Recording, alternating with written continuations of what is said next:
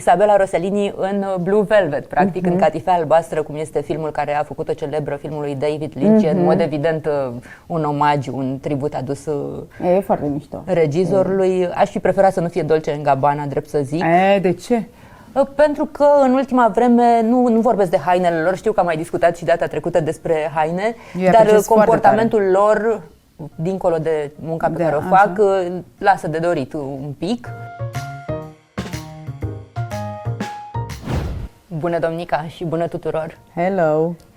Ne-am întâlnit, evident, să vorbim despre Oscaruri, că e fresh acum. Tocmai ce au avut loc premiile, avem de comentat o mulțime de lucruri. Hai să vorbim un pic despre filme, în primul rând, că mi se pare că e... Anora. Știu că ai văzut Anora. Da. Și știi cine a insistat să văd Anora?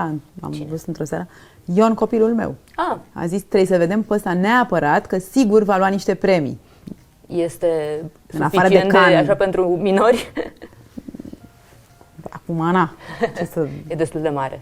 E destul de mare, a înțeles ideea și ne-am uitat. Și ți-a plăcut? Da, mi-a plăcut. Dar nu m-a emoționat suficient de tare ca să zic că e cel mai bun film al anului ăstuia, cred. Dar nu știu care ai fi spus asta. Nu știu, că știi că nu sunt eu vreo super cinefilă, dar mi-a plăcut filmul și mi s-a părut foarte actual ca și subiect și nu s-a mai făcut nimic pe subiectul ăsta. Tu l-ai văzut? Nu. Ioana, de obicei vede toate filmele înaintea mea, absolut toate. De data asta aproape nimic n-am văzut.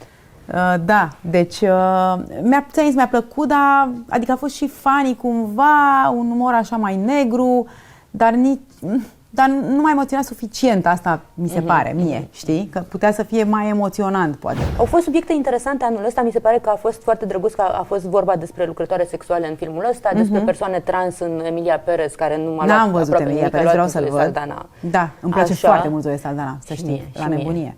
Și eu m-am bucurat foarte mult și pentru documentarul palestinian care a luat Against All Odds, așa, pentru că a fost o întreagă discuție despre cum nu a găsit distribuție în Statele Unite și așa, și acum sunt cumva obligați să-l arate. Deci a fost un an mai imprevizibil decât alții în privința filmelor. Așa e. Și în privința rochilor. Găsești? Găsesc, da. Hai să începem cu rochile atunci. Au fost, mi s-a părut că au fost totuși mai cuminți alegerile celebrităților de data aceasta, au fost un pic mai safe. Nu toate, dar multe. Mi s-au părut destul de, începem cu o roche al Arianei Grande, foarte, foarte specială, spectaculoasă. Este foarte spectaculoasă, sincer. Da. Adică nu știu dacă îmi place sau nu. Da, nu pot să zic, uite, nu-mi place întotdeauna Schiaparelli când face custom. Îmi place foarte mult ce face pe podium, îmi place foarte mult colecția întreagă, mi se pare un vizionar și extraordinar ce face Roseberry, dar uneori nu-mi place ce face custom. Mă rog, forma asta a fost și la cuturi pe podium. E foarte puțin modificată pentru Ariana. Mie îmi place foarte mult. Și ce am descoperit și habar n-aveam este că e inspirată foarte puternic de o rochie Balenciaga de acum zeci de ani. Este, da. E o formă foarte tipică casei Balenciaga. Da, genul ăsta de experiment. Da. Îmi place foarte mult coloritul. Îmi place la nebunie rozul ăsta atât de pal combinat cu tülul nude, chiar îmi place mult de tot. Îmi place că are părul strâns și că lasă rochia să vorbească, exact. Mai mult decât alte chestii din ținuta ei. Deci overall da, îmi place. E un look bun. Nu pot să zic că îmi place, normal. Ție? Îmi place, da, îmi place foarte mult. E o formă greu de... Dacă nu e la Oscar, atunci unde? Exact. Asta, mi se pare că sunt puține ocaziile, poate la Met Gala sau ceva. Cred că e foarte incomodă rochia, însă foarte incomodă. Nu cred că poți stai jos pe scaun ca lumea, nu cred că poți să intri pe toate ușile. Exact. Da. Dar mi-a plăcut mult. Păi să trecem mai departe atunci. Wow! Cynthia Erivo, alt volum. Exact, alt volum spectaculos. De data asta Vuitton nu se vede foarte bine aici la noi, dar este o catifea verde. Am mai unghiile ei, cred. Da. Sunt aceleași, de la celelalte premii dinainte. E superbă rochia. Este superbă, e foarte spectaculoasă. Uite, eu personal aș fi pus 2 rânduri de, guler și umeri, știi? Aș fi lăsat o singură parte, doar gulerul, și aș fi lăsat umerii mai mici sau invers. pentru mine personal, vizual, având în vedere că și volumul de jos este absolut imens. Mie mi se pare cumva că ele în tot acest press tour, în toată această serie de evenimente în care și-au promovat filmul Wicked, s-au îmbrăcat cumva în acord cu personajele lor și este... N-am văzut nici filmul asta e foarte drăguț, și Ariana și ea tot timpul au fost în tema asta și mi se pare că a fost un challenge să o facă, pentru că au fost o mulțime de premii în sezonul ăsta și e inventiv și e o apariție. Până la urmă n-am ce zice. Ok, mi se pare că poți să zici că e un detaliu ăsta cu gulerul versus umerii, fundaurii, așa, care constituie umerii, dar overall le văd drept... Și uite, așa ca proporție și ca siluetă, are capul foarte mic din cauza acestor și foarte multe volume, știi? Păi da, asta zic, adică aș fi renunțat la unul dintre volumele de sus. Ok. Eu personal. Și deci la care? La guler? Probabil că la guler, da. Îmi place efectul ăla de fundă care... Da, e foarte spectaculoasă. Da, cred că la guler aș fi renunțat, care are și niște cercei. Și... Da, are foarte multe accesorii. Da. Da. Divine Joy Randolph poartă Tamara Ralph de la Ralph Russo. Am selectat-o special de data aceasta pentru că Denisa este în concediu și eu le-am ales pentru că mi se pare un exemplu foarte bun despre cum să îmbraci un corp care nu este ca cele mai multe corpuri pe care le vedem pe covorul roșu și totodată arată foarte bine. Mi se pare că arată impecabil. Da, e foarte bine. Asta. Aș mai ascuns un pic braț, nu știi? Nu știu, suntem în vremurile în care ascundem lucruri așa... Da, eu personal, dacă m-aș îmbrăca așa, aș fi ascuns mai mult partea de sus, să știi. Ok. Sincer îți spun. Altfel, la siluetă, mi se pare foarte ok, faptul că a ales negru mi se pare foarte ok. Nu-mi place neapărat cum atârnă șalul și pentru că e pus fix pe gât și îi scurtează gâtul, gâtul la genul ăsta de rochie e frumos să se vadă și să fie elegant. Adică dacă ți-asumi, nu cred că a vrut să ascundă ceva aici, ci pur și simplu o chestie de styling. Mai degrabă aș fi pus ceva genul ăsta de trenă peste mâini, peste umeri, știi? Nu peste gât și în spate. Și poate un colier sau ceva. Da, n-aș fi pus nimic, nicio bijuterie. Absolut nicio bijuterie la silueta și la rochia asta. Absolut nicio bijuterie. Ok, moving on then. Moving on. Demi, care a ratat Oscarul pe care îl prevedea toată lumea. Da. Poartă Armani Privé, ceea ce e întotdeauna aproape o alegere bună. E foarte mișto rochia. Este. Părul mi se pare... Bine, e deja semnătura ei, părul așa de lung și făcut așa, nu și-a mai schimbat coafura de ceva vreme, de ceva ani. Nu, îmi place. Mai sirena, așa arată ca o sirenă de clasică, perfectă. Arată ca cineva care se aștepta să câștige, de fapt. Asta mi se pare cumva. Zici? Din păcate, da, cred că se aștepta să câștige. Cred că se aștepta merita să fie într-un fel, să știi, rolul ei a fost... Am văzut filmul. Cred că am mai vorbit despre asta. Da, mai vorbit despre rolul ei a fost extraordinar. Nu filmul neapărat, dar rolul. Chiar glumea cineva pe net, că mă uitam ieri la comentarii, despre cum s-a ajuns la un ciclu complet, pentru că efectiv se întâmplă ce se întâmplă și în film. Ea este actrița care cumva exact îmbătrânește și tot nu mai are succesul pe care și l-ar fi dorit. Și ne luând Oscarul fix asta e s-a și foarte întâmplat. exagerat filmul și subiectul acolo în film, dar e real, pornește de la o realitate. E o presiune pe actrițele care ajung la o anumită vârstă, nu mai sunt atâtea roluri. Mă rog, mi se pare că oricum sunt mai multe acum decât obișnuiau să fie, ceea ce tot e ceva. Nu mă mor după roche totuși, să știi.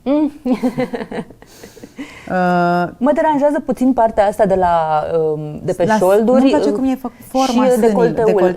Forma decolteului. Nu este exact. Și puțin, adică mă așteptam să fie, dar nu că poate așa a vrut ea, să fie mai, nu știu, să mai pună o catifea cu pietrele astea, să mai introducă un material, să nu fie doar pietre. O schimbare de textură, să fie o schimbare de textură, da. Dar nu, n-ai ce să zici oricum, nici la Demi Moore, nici la Armani Privé. Sunt niște clasici amândoi. Exact. Doja Cat, știi că am văzut pe Doja Cat astă vară. La nu mare, pe o barcă. Măi, deci a făcut un show, a fost extraordinar spectacolul. Noi eram pe altă barcă și era pe o barcă lângă noi. Asculta muzică la maximum și dansa singură, mă rog, cu gașcă ei, 2-3 oameni acolo. Atât de mișto și un spectacol atât de mișto. Dar pentru ea, ce drăguț. pentru că practic era singură, noi o vedeam și a văzut că ne uitam la ea și a fost foarte simpatică că ne-a făcut mâna. Ce drăguț. Nimeni n-a filmat-o, evident că nu se fac chestiile astea, adică nu... Normal. Așa. Dar a fost foarte, foarte mișto. Deci dansează într-un fel Ioana, cum n-am văzut pe nimeni, cred că am și văzut-o așa de aproape și dansând pentru ea, e altceva când un om dansează pentru când el e un performance și neapărat. altceva când e un performance, știi? Deci îmi place Doja Cat foarte tare, mi se pare talentată și foarte cool. Nu-mi place rochia asta, nu-mi place. Nu-ți place pentru că este Animal Print? Nu neapărat, că și eu am Animal Print, să știi. Am văzut că ai văzut. Am văzut. S-a ajuns la asta, domnica, ai Animal Print acum. Dar nu știu, adică mi se pare că din toate rochile de pe planeta asta putea să aleagă una mult mai spectaculoasă, mult mai panchistă pentru ea, mult mai... Mi se pare că e destul de panchistă o rochie full Animal Print la Oscaruri. Cine vreodată? Nu cred că s-a mai întâmplat.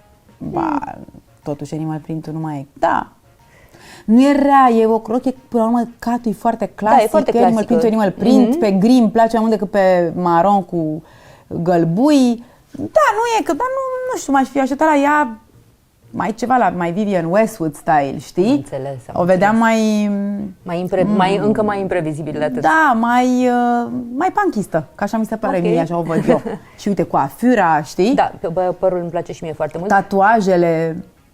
Dar mi se pare că este o alegere, în continuare mi se pare o alegere imprevizibilă, Animal Print-ul ăsta full look la genul ăsta de eveniment. Mi se pare că e mai bine decât multă lume. Da. Aici e o poveste foarte drăguță pentru că este Sarah Burton, care tocmai s-a mutat și este una dintre primele ei creații pentru Givenchy și totodată este un soi de remake customizat al unei creații vechi a casei.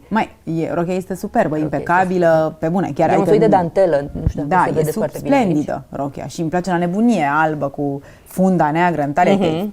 Ce să zic, un clasic dus la extrem. Și Elle Fanning mi se pare că poate să poarte foarte bine genul ăsta de rochie de bal. Și pielea ei foarte albă, colierul, chiar și părul îmi place. Îți place cocul. Da, n-aș fi zis, dar în contextul ăsta atât de clasic și ea, uite, silueta cum stă, foarte dreaptă, chiar îmi place, sincer, foarte mult îmi place. E superbă.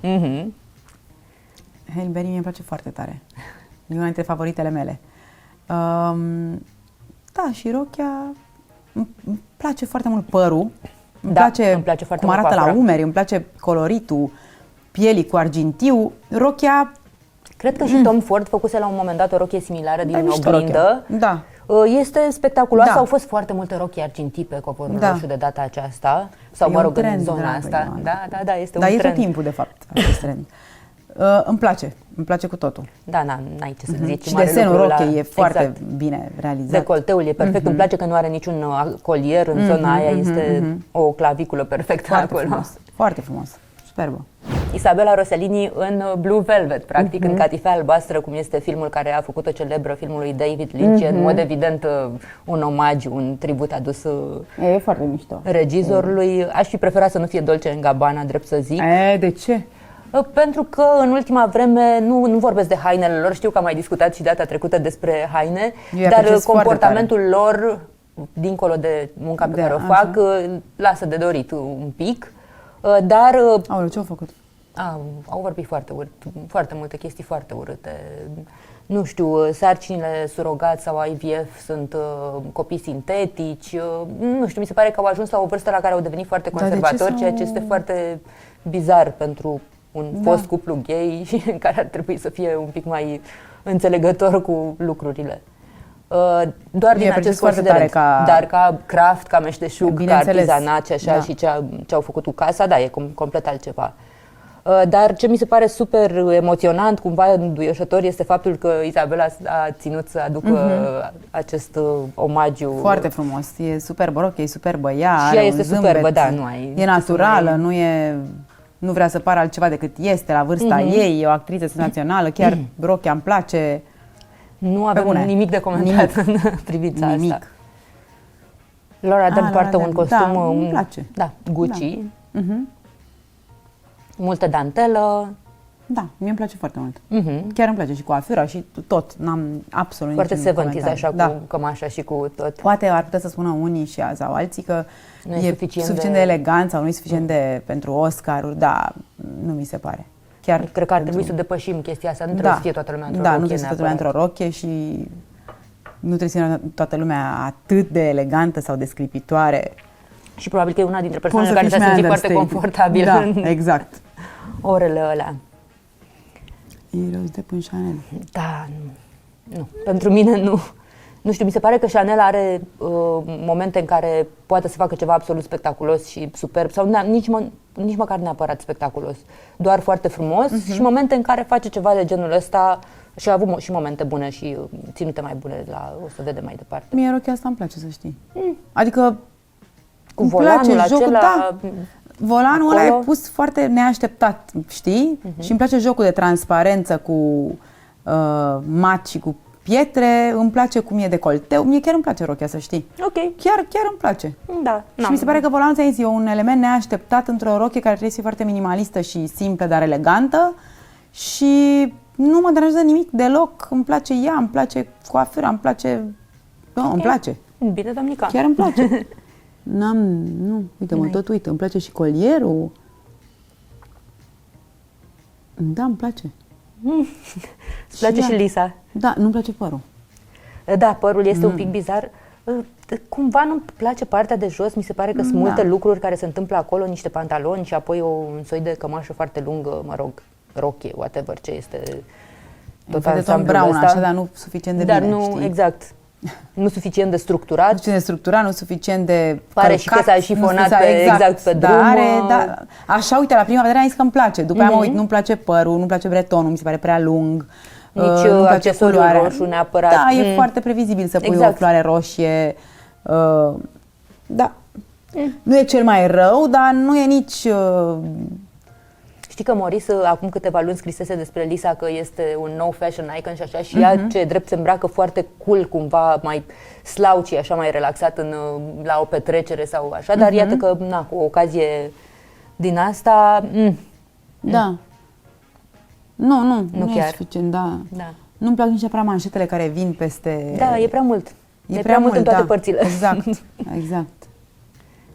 Uite, un Chanel care este successful, Foarte care este frumos, impecabil din punctul meu de vedere. Ea este o femeie absolut superbă. Lupita tot timpul arată bine, nu știu, doar că zâmbește și așa. Da. Și are un corp extraordinar. Da, e atât de tonifiată. Tonifiată și foarte bine proporționată, mereu, știi? Adică și acest Chanel care e cu minte în aparență, pare mai vintage așa. Și nici nu știu dacă este sau nu. Dar cu breteluțele alea, cu e foarte delicată rochia. este foarte frumos totul. Da. N-am nimic de și pare că e nemachiată, pare că e necoafată, pare foarte naturală. Pare că pur și simplu a făcut duș, și-a pus rochia și a venit. Da, exact. Și asta mi se pare extraordinar, asta e și șarmul omului, treaba știi? asta la o actriță de calibru ei. Margaret din numai Chanel-uri. E foarte clasic, adică e tipic Chanel și rochia este asta. cu spatele gol și avea și un colier care atârna cu pandantivul în partea din spate, ceea ce era foarte drăguț. Îmi place foarte mult. E foarte și îmi place și cocul ăsta pus într-o parte. Da. Foarte, foarte mișto. Uite, o idee foarte bună să mai schimbăm un pic cocurile clasice care sunt pe mijlocul capului. Da. Îmi place și foarte mult de ea, așa, ca personaj, ca este foarte fresh, e foarte frumoasă. Mi se pare că e, nu știu, poate ar trebui să... Dacă era cineva să o înlocuiască cumva în mentalul colectiv pe Audrey Hepburn, mi se pare că are șanse. Margaret Qualley are șanse să fie genul acela de actriță. Michelle în Balenciaga. Și nu mi-a plăcut săraca niciodată, nu știu de ce. Deși ea poartă deseori Balenciaga, deși ție îți place foarte mult Balenciaga. Dar uite, am o problemă cu culoarea asta, eu personal, dar nu mi se pare că e pentru covorul roșu, mi se pare o culoare mai... Dar nu știu ce spun asta, de fapt, că nu există reguli așa. Asta zic, da. Nu. Dar ceva nici mie nu mi se pare că funcționează până la capăt. Trenele alea două parcă sunt... E foarte mult material, e foarte o aglomerație foarte lucios, acolo. Foarte mult, foarte albastru. Îi stă bine de stat, așa ca siluetă, nu pot să zic... Nici nu pot să mă exprim suficient în nicio direcție, nu știu. Uite, culoarea pe care o porți și tu. Aproape. Ea arată foarte bine, are părul strâns, are un colier foarte frumos. Nu știu ce nu-mi place. Probabil că rochia, pur și simplu. Acum e o chestie foarte personală. Că materialul ăsta e taftaua asta sau ce este ceva destul de rigid și de...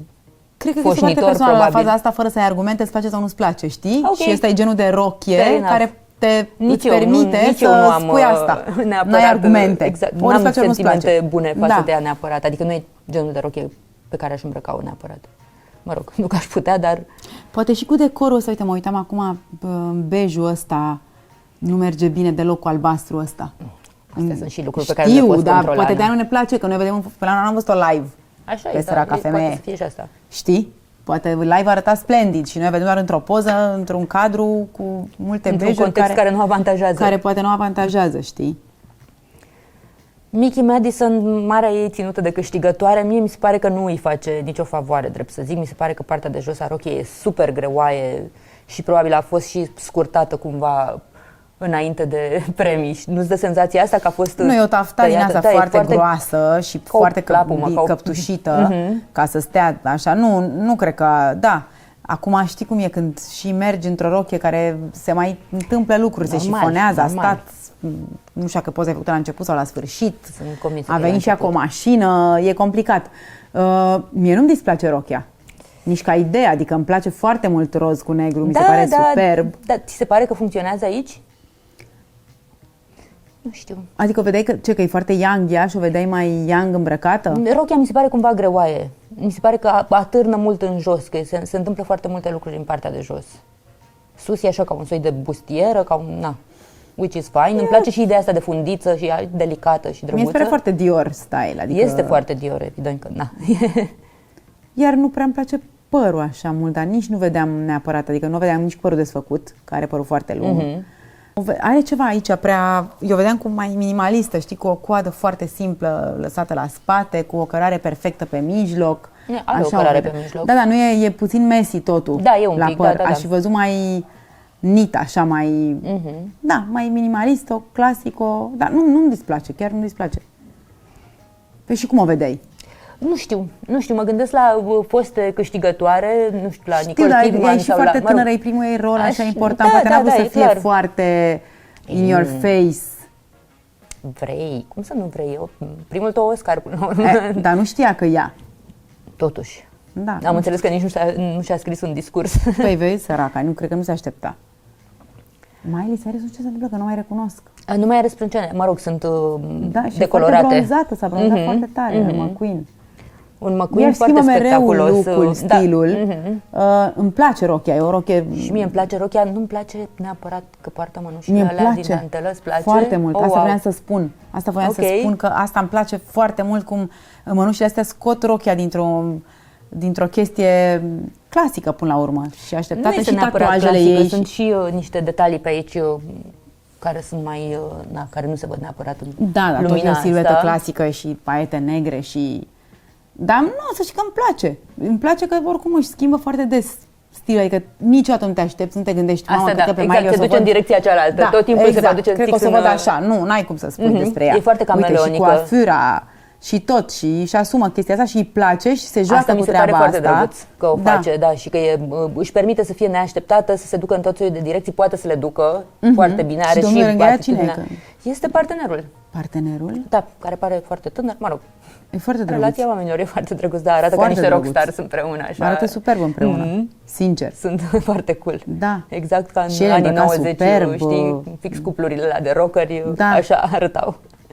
El îmbrăcat superb, părul superb, ochelarii superb. Uite încă o rochie Dior pe același principiu, cu același material, cred. Nu e același chiar. Mă rog. Măi, e frumoasă rochia, ce să spui despre rochie? Și merge și în decorul ăsta foarte bine. Nu, mie îmi place rochia. Foarte frumoasă. Ai văzut filmul despre Bob Dylan? Nu, vreau să mă duc. Nu l-am văzut. Marina și mama l-au văzut și au zis că este superb. Și eu de-abia aștept. Mi-a plăcut foarte mult. Îmi place. Eu sunt o mare fană John Baez și Monica o joacă pe John Baez în film și atunci și mie place foarte mult John Baez. Da, mult, enorm. Îmi place, mie îmi place. Da, e o rochie cinstită de Oscar. Da, și iar îmi place că e culoarea pielii foarte albă, cu rochia foarte roz, e foarte delicată, e foarte fină, e foarte... nimic brutal, știi? Uite, acum găsesc un cuvânt, cred că asta nu mi-a plăcut. Pentru culoarea lui Michel. Exact, mi se pare ceva brutal. Știi? In your face, așa. Și pe brunete, parcă culoarea aia, pe brunete, pe foarte brunete. Nu știu ce, am... Așa. Deci să mai port acest pulover? Păi tu nu ești foarte brunetă. Așa e, și e un pulover, e puțin mai stins decât rochia, n-are lucioșenia aia. Îmi place foarte mult cum vine cu jeans, în schimb. Știi? Okay. Adică e alt context. Deci mai potolit. Da. Uite un Chanel. Uite un Încă Chanel pe Penelope. Da, Încă un Chanel. uite, ăsta e cel mai puțin, îmi place cel mai puțin de toate Chanel pe care le-am văzut. Da. Și e și foarte bridal. Da. Nu-mi plac aceste fâșiuțe paternate. Da, vezi când e pe Penelope, care este ea. Uite cum își ține Da, structura, da. corp. E superbă. Dar Nici măcar rochia- buclele nu mă deranjează. Serios. E foarte, pentru că ea așa e naturală, cu bucle, ea așa are părul natural și e foarte mișto. Da, rochia nu spune nimic, dar nici nu pot să zic că e cea mai urâtă rochie sau că mă deranjează. Nu e foarte urâtă. bine structurată, are chestia asta aurie. Nu, e o rochie. Dar m-aș fi bucurat să o văd îmbrăcată în altceva pe Penelope, drept să zic. Știi ce îmi place? Mie îmi place când apare ea tot în Chanel, că ea poartă, cred că numai Deseori, Chanel. da. Când e în alb și negru, îmi place, mi se pare că îi vine foarte bine alb-negru. E o imagine foarte bună Da. pentru casă. Queen Latifah. În Am Christian văzut odată Sirian. într-o vacanță.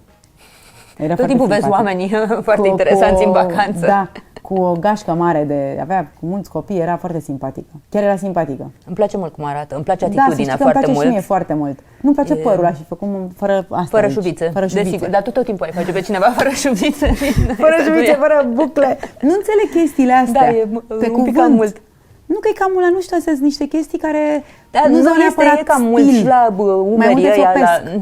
știi că se întâmplă multe lucruri, ai și un colier, ai și...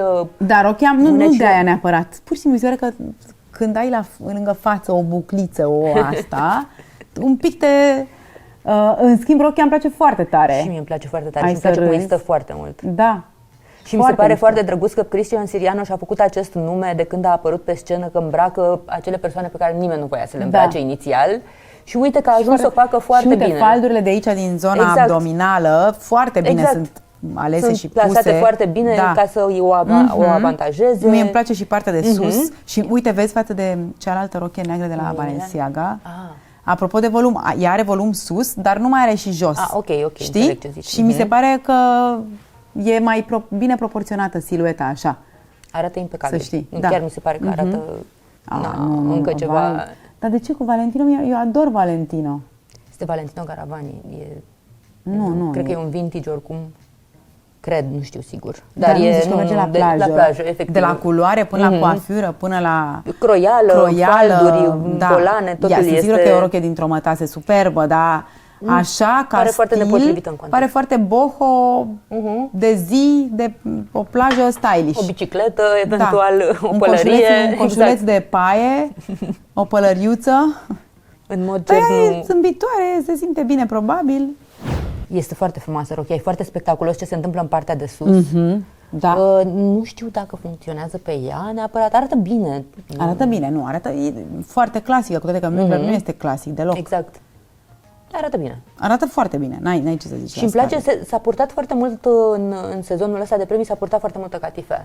Și mie îmi place foarte mult. Mi se pare așa că e genul ăla de culoare care e ca o gaură neagră în poze din astea. Da, nu are nicio textură în poze. Dar îmi place cumva chestia asta. Că te Și scoate în evidență. îmi place că mănușile sunt doar până aici și nu sunt până aici, știi? Îi dă o notă mult mai cool, poate puțin casual, dar îmi place decât dacă erau până aici să Și foarte multe mănuși în acest sezon de premii. Da. Băi, mie îmi place pentru o rochie cu paiete, nu. Sunt niște mărgele din sticlă, nu știu, foarte mii, frumoasă, ceva a fost lucrată superbă, enorm. sincer. Și Nu, e superbă rochia. am văzut că cineva comenta că e inspirată de acea celebră rochie a lui Marilyn pe care a purtat-o Kim la Met Gala. Da. Și este cumva în zona aia cu acel gen de e foarte decolteu. clasică și foarte Marilyn, într-adevăr. E foarte frumoasă proporția trenei, știi? Nu e nici prea lungă, nici prea scurtă. Îmi place foarte mult decolteul, e foarte avantajos pentru sânii ei, care nu sunt neapărat mici, dar îi îmbracă perfect. Funcționează. Îmi place colierul, îmi place părul, îmi place foarte Culoarea? mult. Vreau să știu despre culoare. Îmi place foarte mult culoarea, pentru că îmi dau seama că e făcută din niște chestii, adică e făcută manual din pietre, sigur. Da, foarte frumos.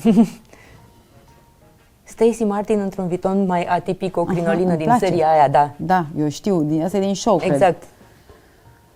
Mie îmi place foarte mult de ea, în primul rând. Mi se pare că Da. arată foarte special, cumva, nu neapărat hollywoodian, dacă vrei. Foarte mișto, e superbă și rochia. Da, nu e neapărat hollywoodian, e foarte fashion. Da, E prima exact. pe care o văd foarte fashion. În afară de Schiaparelli, Da, așa, care avea și ceva... Avea și ceva de prințesică. De prințesică, ori prințesică reinterpretată de la 1800. Ea, în schimb, e foarte actuală în ziua de azi, foarte fashion. Evident că Gheschiere iar ne-a... Da. Ne și place nouă. Ne și place foarte altceva. tare. Da, foarte mișto e. Da. Și coloritul și materialul, nimic nu e previzibil, știi?